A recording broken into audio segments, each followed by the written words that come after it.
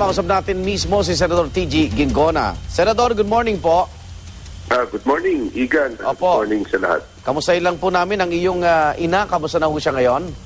Well, at least stable ng kalagayan. Out of danger na. Opo. At well, may mga shrapnels na tama siya, tsaka bali yung mga buto. So, kailangan operahan.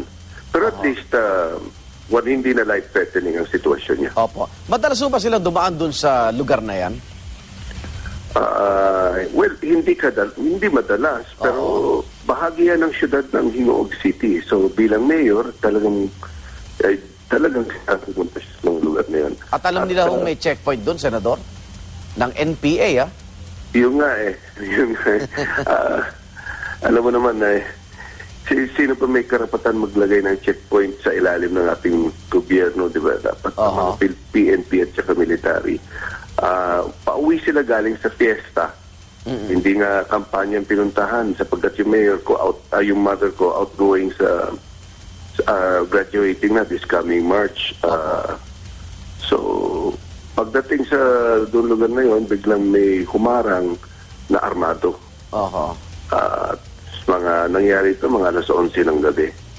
Madilim. Pero po ngayon na, Senador, humingi na ho ng paumanhin, tawad, ang NPA North Central Mindanao Regional Command sa inyong pamilya, pati na rin doon sa driver at bodyguard ng inyong ina. Ano hong reaksyon nyo dito? Well, una sa lahat, condolence, our heart grieves talaga doon sa pamilya ng namatay. Matagal nyo nakasama ito. Oo, matagal nang kasama ng nanay ko. In fact, sila nga nag-shield sa nanay ko. Well, ito nag-underscore talaga, nagbibigay din importansya sa pagbabalik ng dalawang panig ang gobyerno at ang NPA, CPP-NPA sa pagbalik sa peace talks. Sapagkat kung walang peace talks, ganitong talagang mangyayari, lalala ang sitwasyon. At alam natin kung merong gera, walang mananalo. Walang talo lahat pag may gera. Lalo mga bata at mga kababaihan. So ano nga po reaksyon nyo doon sa paghingi nila ng tawad, Senador? Siguro dapat silang dapat muna sila magpakita ng intensyon na bumalik sa peace talks. Yun ang inyong ano po. Kasi maraming pang susunod na pangyayari sa tingin nyo pag hindi nag-uusap. Siyempre. Nag-i-escalate talaga ang mga incidents dito sa Northern Mindanao. A few months ago, na-raid nila ang isang plantation sa Northern Mindanao, yung Del Monte plantation. Padami mga incidents.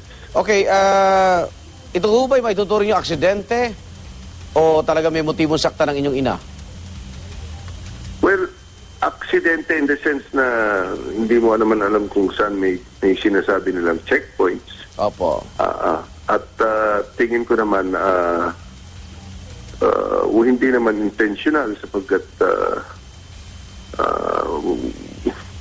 hindi man planado. Nangyari lang, dumaan yung nanay ko, may kasamang mga PNP, Philippine National Police. Siyempre kung police ka, di armado ka.